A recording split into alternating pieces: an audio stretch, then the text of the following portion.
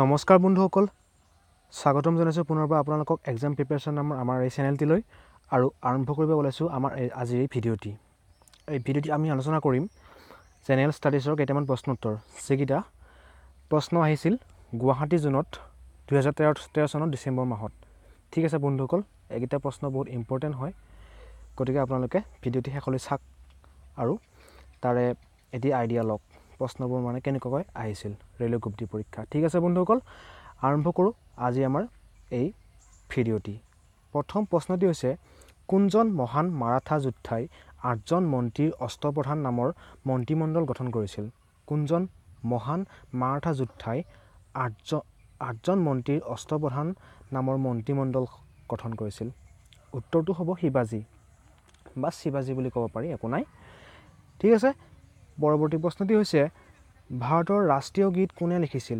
ভাৰতৰ ৰাষ্ট্ৰীয় গীত কোনে লিখিছিল? উত্তৰটো হৈছে বংকিম চন্দ্ৰ চেটাৰ্জী। ৰাষ্ট্ৰীয় গীত লিখিছিল বংকিম চন্দ্ৰ চেটাৰ্জীয়ে আৰু ৰাষ্ট্ৰীয় সংগীত লিখিছিল ৰবীন্দ্ৰনাথ ঠাকুৰে।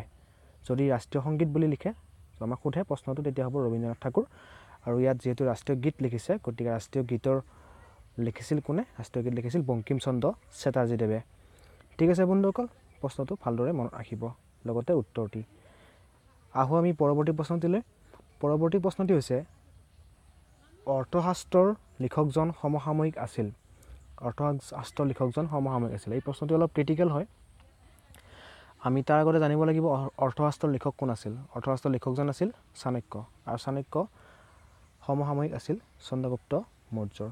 চাণক্য আছিল চন্দ্ৰগুপ্ত মৌৰ্যৰ সমসাময়িক। ঠিক আছে বন্ধুসকল, আহোঁ আমি পৰৱৰ্তী প্ৰশ্নটিলৈ। পৰৱৰ্তী প্ৰশ্নটি হৈছে, তলত দিয়া কোনজনে কাশ্মীৰত কনিষ্কৰ শাসনকালত বৌদ্ধ পৰিষদৰ অধ্যক্ষতা কৰিছিল? কাশ্মীৰত কনিষ্কৰ শাসনকালত বৌদ্ধ পৰিষদৰ অধ্যক্ষতা কৰা মানুহজন আছিল কোন? তেখেত আছিল বসুমিত্ৰ। বসুমিত্ৰ আছিল। টাফ কুৱেশ্যন হয়, কিন্তু ইম্পৰ্টেণ্ট অলছ'।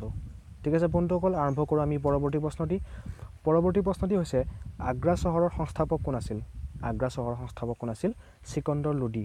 ছিকন্দৰ লোডি হৈছে আগ্ৰা চহৰৰ সংস্থাপক। ঠিক আছে বন্ধুসকল, আহোঁ আমি নেক্সট কুৱেশ্যনটিলৈ।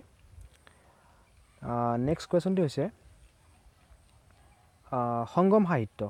এই সংগম সাহিত্য হৈছে, উত্তৰ আমাক চাৰিটা দিয়া আছে। প্ৰথমটো দিয়া আছে উত্তৰ তামিলৰ প্ৰাৰম্ভিক সাহিত্য, দ্বিতীয়টো দিয়া আছে সংস্কৃতৰ প্ৰাৰম্ভিক সাহিত্য, তৃতীয়টো দিয়া আছে হিন্দীৰ প্ৰাৰম্ভিক সাহিত্য, চতুৰ্থটো দিয়া আছে বেংগলীৰ প্ৰাৰম্ভিক সাহিত্য। উত্তৰটো হ'ব তামিলৰ প্ৰাৰম্ভিক সাহিত্য, অৰ্থাৎ সংগম সাহিত্য হৈছে তামিলৰ প্ৰাৰম্ভিক সাহিত্য।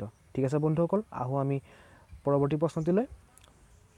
পৰৱৰ্তী প্ৰশ্নটি হৈছে, দেশৰ পৰিমাণ বৃদ্ধিৰ কাৰণে গ্ল'বেল ৱাৰ্মিং ভয়ানক হাৰত বৃদ্ধি পাব ধৰিছে, অৰ্থাৎ গোলকীয় উষ্ণতা বৃদ্ধি পাব ধৰিছে কাৰ পৰিমাণ বৃদ্ধিৰ কাৰণে? উত্তৰটো আপোনালোকে সকলোৱে নিশ্চয় জানে। উত্তৰটো হৈছে কাৰ্বন ডাই অক্সাইড। কাৰ্বন ডাই অক্সাইডৰ পৰিমাণ বৃদ্ধিৰ কাৰণে গ্ল'বেল ৱাৰ্মিং ভয়ানক হাৰত বৃদ্ধি পাব ধৰিছে আমাৰ পৃথিৱীত। ঠিক আছে বন্ধুসকল, এতিয়া আচলতে বিজ্ঞানৰ প্ৰশ্ন উত্তৰ, জেনেৰেল ষ্টাডিজৰ ভিতৰতো পৰে, বিজ্ঞানৰ ভিতৰতো পৰে। ঠিক আছে বন্ধুসকল, যিহেতু কাৰ্বন ডাই অক্সাইডৰ কথা আছে। আহোঁ আমি পৰৱৰ্তী প্ৰশ্নটিলৈ। পৰৱৰ্তী প্ৰশ্নটি হৈছে, 2011 চনত হোৱা ICC ক্ৰিকেট বিশ্বকাপত কোনখন দেশে খিতাপ দখল কৰিছিল? 2011 চনত হোৱা ICC ক্ৰিকেট বিশ্বকাপত ভাৰতে খিতাপ দখল কৰিছিল। যিহেতু এইখন প্ৰশ্ন মানে মই 2013 প্ৰশ্ন হয়, গতিকে ইয়াত 2011 চনত হোৱা বিশ্বকাপৰ কথা সোধা হৈছে। যিহেতু আপোনালোকে এতিয়া 2018 এক্সাম দিব, গতিকে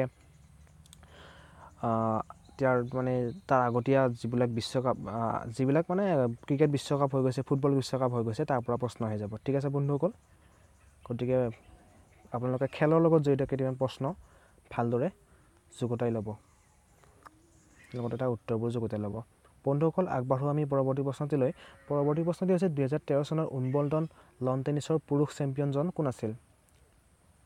তেখেত আছিল এণ্ডি মাৰে। 2013 চনৰ 2013 চনৰ উইম্বলডন লন টেনিছৰ মানে ছিংগলছৰ পুৰুষ চেম্পিয়নজন আছিল এণ্ডি মাৰে। আৰু 2017 চনত হোৱা চেম্পিয়নজন আছিল ৰজাৰ ফেডাৰাৰ।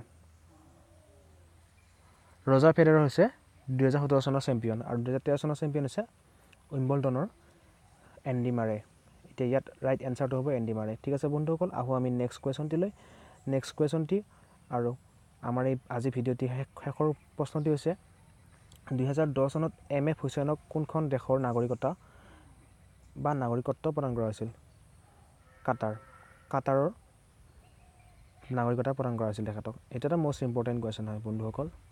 গতিকে ধন্যবাদ বন্ধুসকল আপোনালোকে ভিডিঅ'টো শেষলৈ চোৱাৰ কাৰণে। আৰু লগতে আমাৰ চেনেলটো আপোনালোকে ছাবস্ক্ৰাইব কৰি নাপাহৰে যেন, লগতে লাইক কমেণ্ট এইবোৰ কৰিবলৈ নাপাহৰে যেন। আৰু লগতে আপোনাৰ যিবিলাক বন্ধু বান্ধৱী আছে ৰেলৱে গ্ৰুপ ডি পৰীক্ষা দিম বুলি ভাবি আছে তেওঁলোকলৈ যেন ভিডিঅ'টো আপোনালোকে অনুগ্ৰহ কৰি শ্বেয়াৰ কৰি দিয়ে যেন। ঠিক আছে বন্ধুসকল, আগলৈ এনেকুৱা ভিডিঅ' পাবৰ কাৰণে আপোনালোকে আমাৰ চেনেলটো অনুগ্ৰহ কৰি ছাবস্ক্ৰাইব কৰি ল'ব, কাৰণ আমি প্ৰতিদিনে আপোনালোকৰ ওচৰলৈ লৈ আহিছোঁ এনেকুৱা ৰেলৱে গ্ৰুপ ডি এক্সামত, লগতে APDCL RPFত এক্সামত আহিবলগীয়া প্ৰশ্ন আৰু তাৰ উত্তৰসমূহ।